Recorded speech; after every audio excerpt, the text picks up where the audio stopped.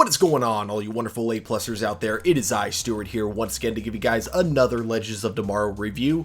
This time I'm going to be talking about episode 2 of season 6, and I'll give you my overall thoughts on the episode real quick before I start actually breaking the episode down.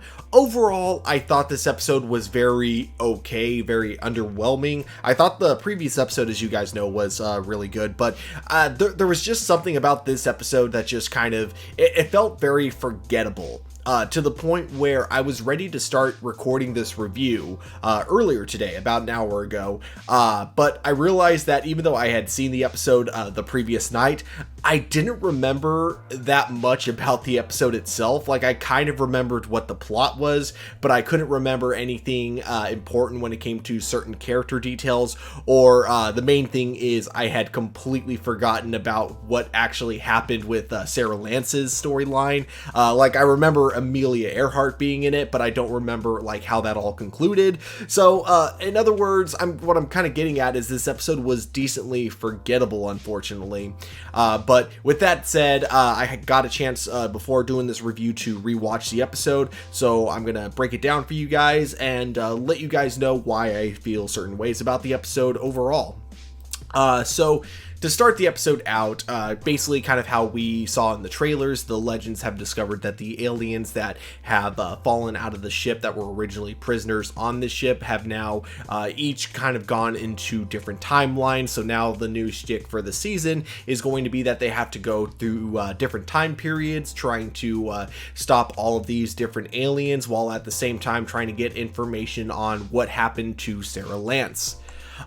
They discover that one of the first aliens that they need to stop is an alien that exists within 1950, and they know that there's some big massacre that happens in this really small town, so they head to 1950 to investigate, and they of course bring along Spooner with them, even though she very much has kind of made it clear that she wasn't really even intending on sticking around, but they kind of peer pressure her in a way to really stick. Well, by them I mostly mean Ava. Ava majorly peer pressures her into kind of being a part of the team, so she ends up sticking around, and they try to use her head, which is able to link up to other aliens to try to figure out where the alien is hiding in this specific time period, but we discovered that she's not quite all there when it comes to discovering who might be an alien and who might not be. She keeps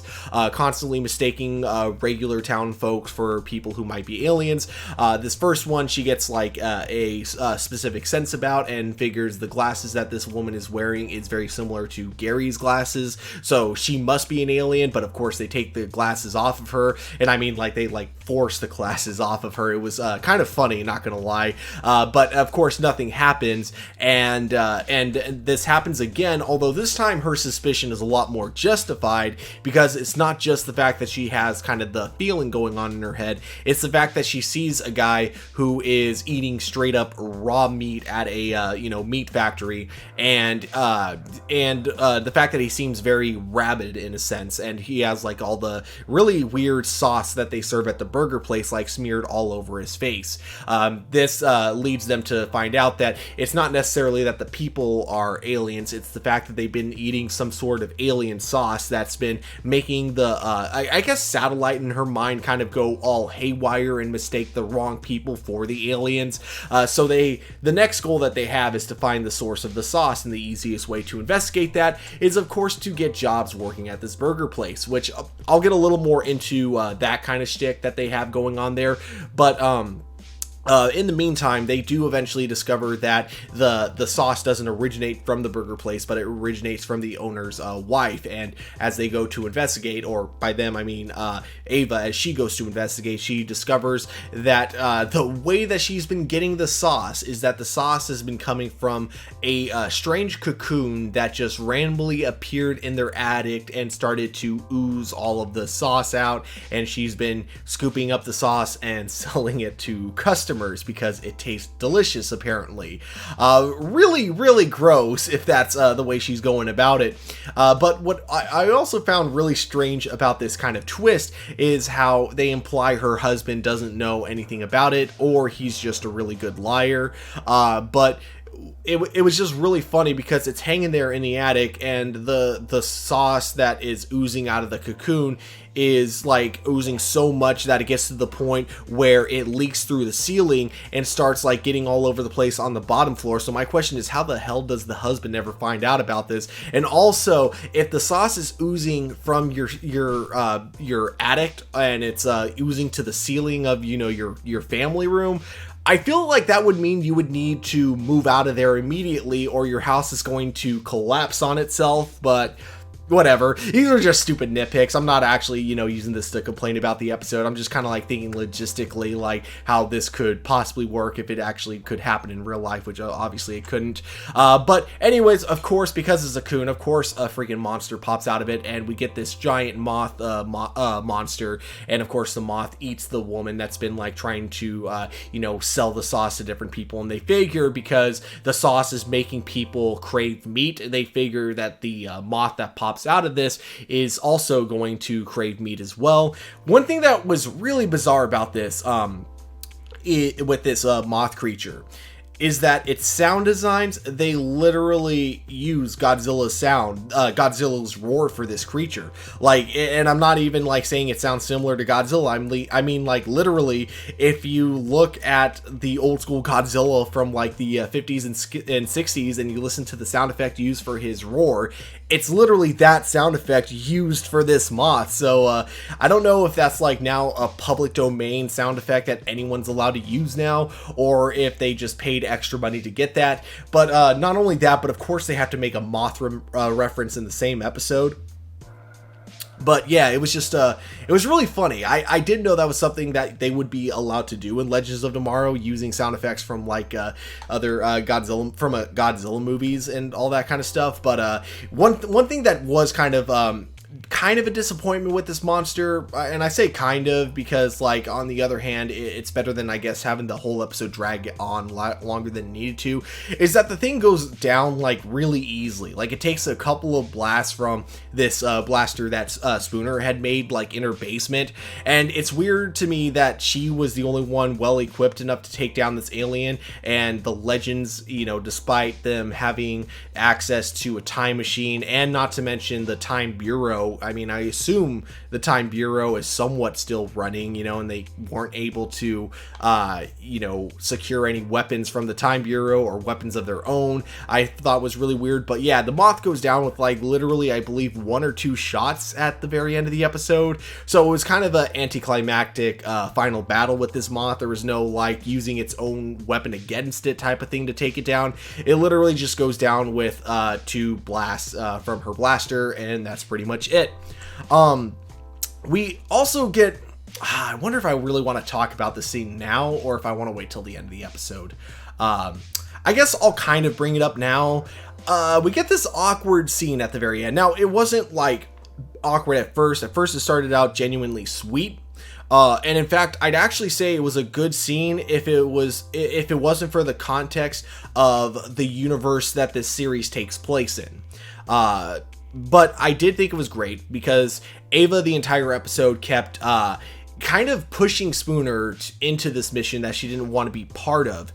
And then anytime Spooner would mess up, Ava would get really mad at her, despite the fact that Spooner never wanted to even be on this mission to begin with, right?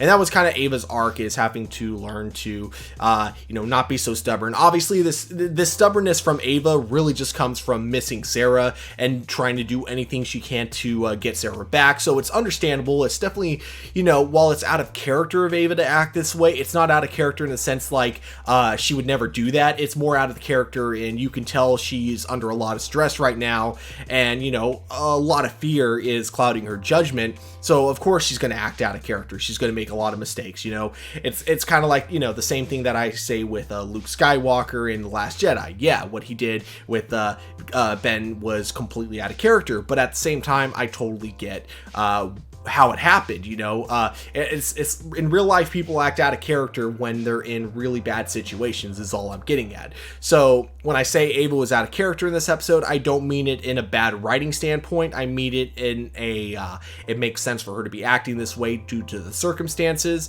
but normally she doesn't. So that all said, I thought this whole end scene where she was apologizing to Spooner was good, and I do like how they decide to work together.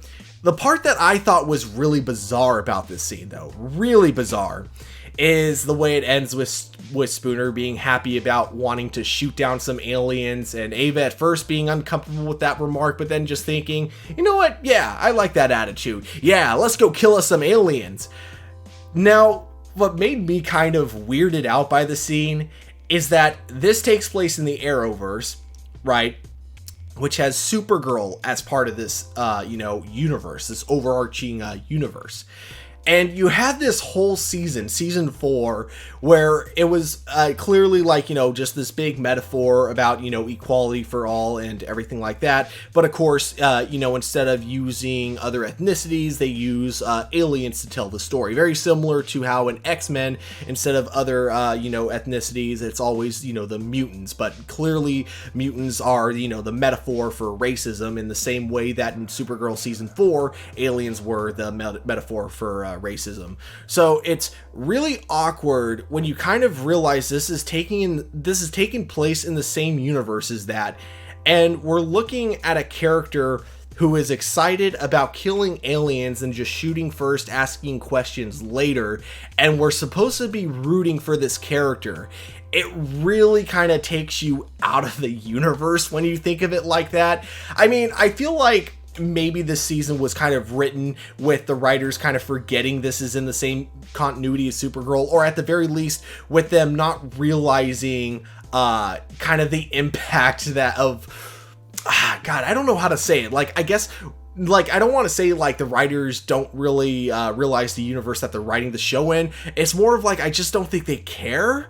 And because of that, it leads to kind of this just weird character dynamic where you just, I would love, let's just say this.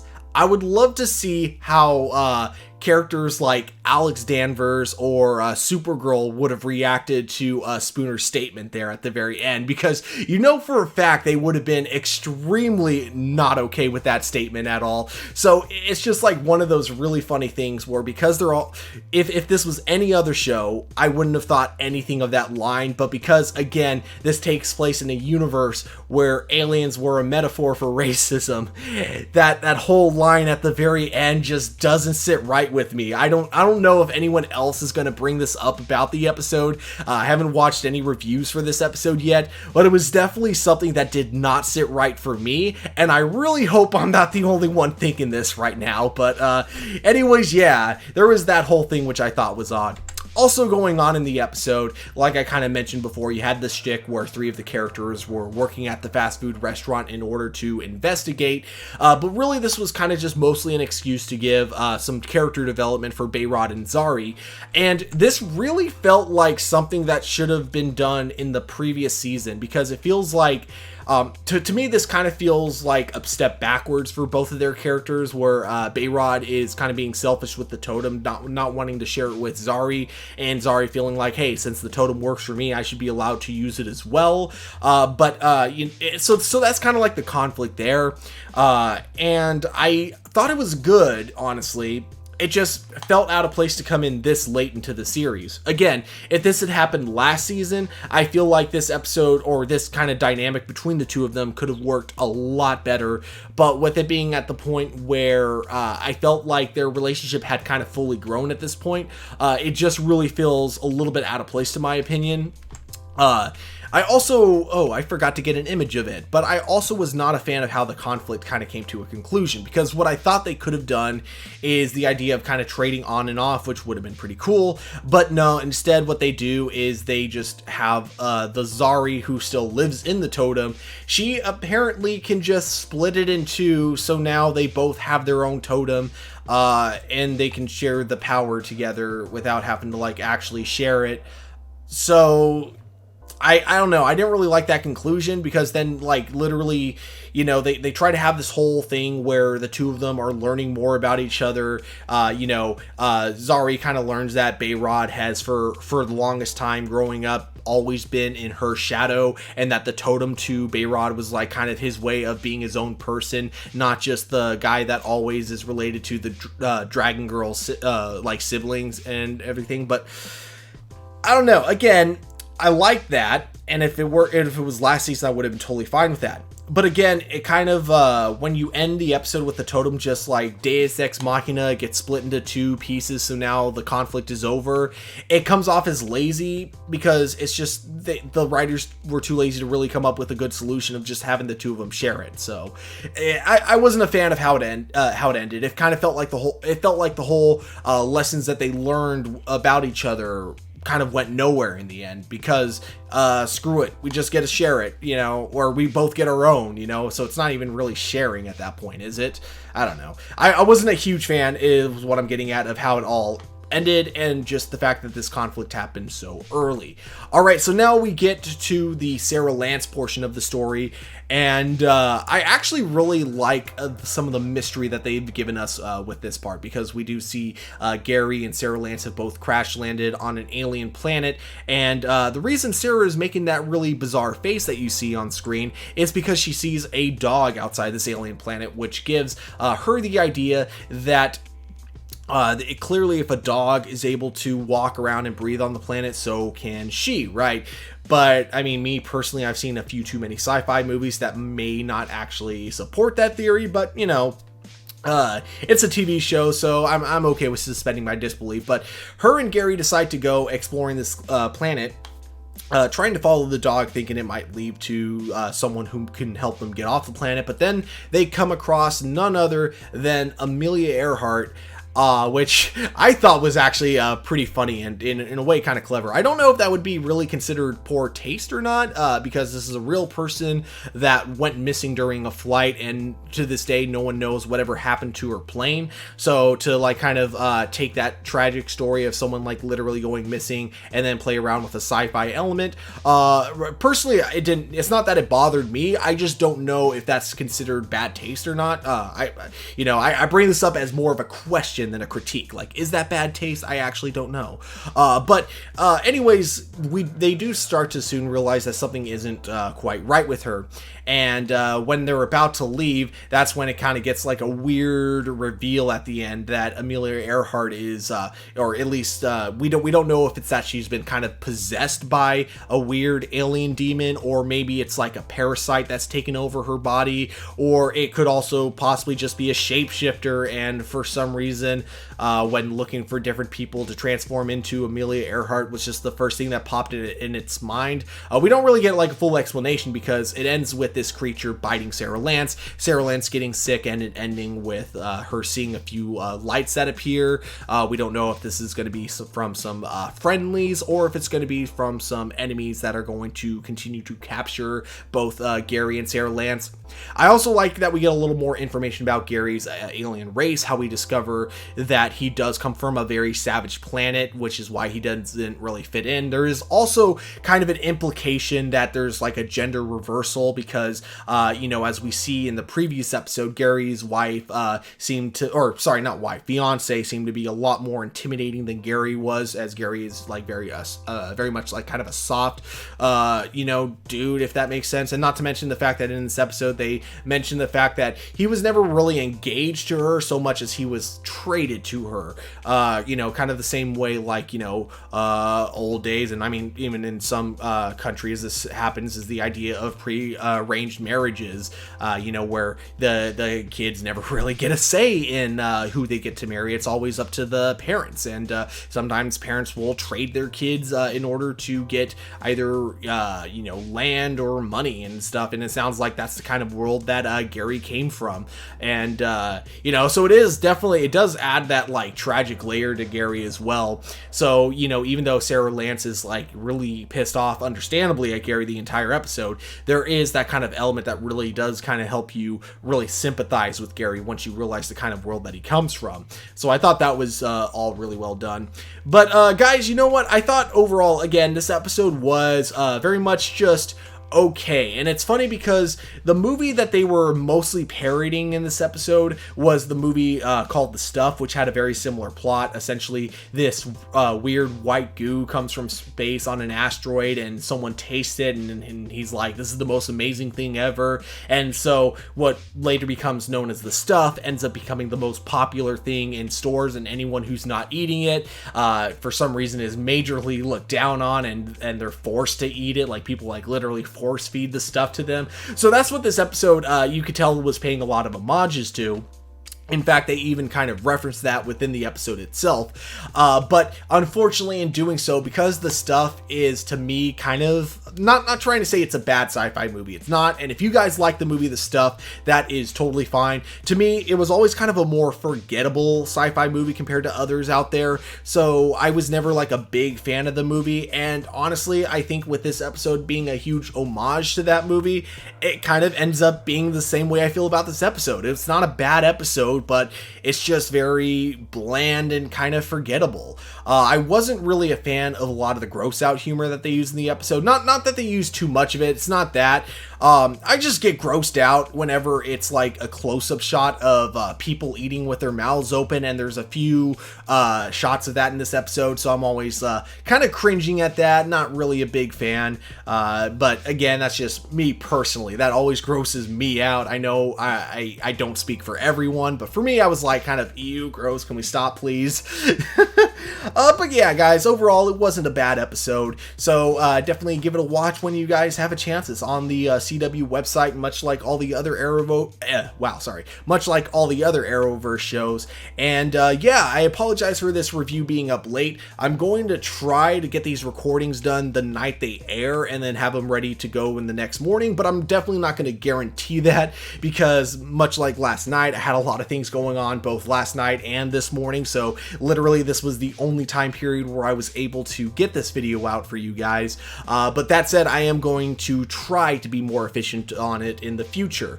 But yeah, overall, guys, these are just my A+ opinions, though. Of course, we here at A+ Opinions always want to know what you guys think, so definitely let me know in the comments below if you guys enjoyed this episode or not. Be sure to hit that like button, subscribe to our channel, but guys, above all, of course, as we always say, keep it A+.